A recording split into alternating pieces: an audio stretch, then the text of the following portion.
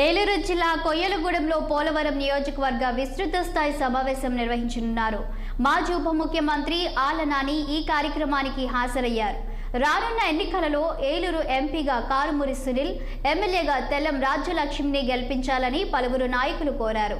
ఈ కార్యక్రమానికి ముఖ్య అతిథులుగా ఉభయ గోదావరి జిల్లాల పార్టీ అధ్యక్షులు Mithun Reddy, Eluru MP Kotagiri Sridhar, Karumuri Sunil, ZP chairman Tiruvuru Srinivas, MLA Tellam Balaraju పాల్గొన్నారు.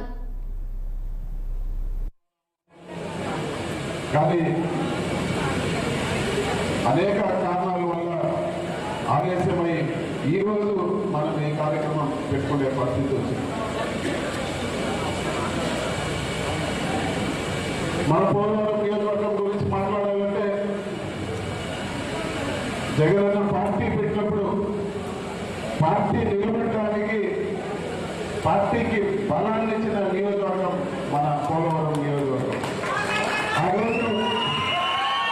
ఆ రోజు ఎంతో మందిని జగనన్న టికెట్లు ఇచ్చి రాజశేఖర రెడ్డి గారు ఎంతో మందిని అన్ని విధాలుగా ఆదుకొని ఎంతో మందిని గెలిపించారు.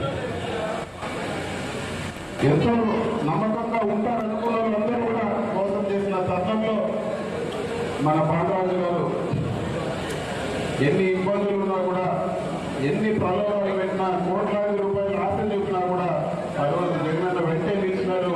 బాలరాజు గారు నిలవడమే కాకుండా మరీ ముఖ్యంగా భారీ మెజార్టీతో పోలవరం ప్రజలు, మన కార్యకర్తలు జగనన్న వెంట ఆ రోజు నిలవడం గొప్ప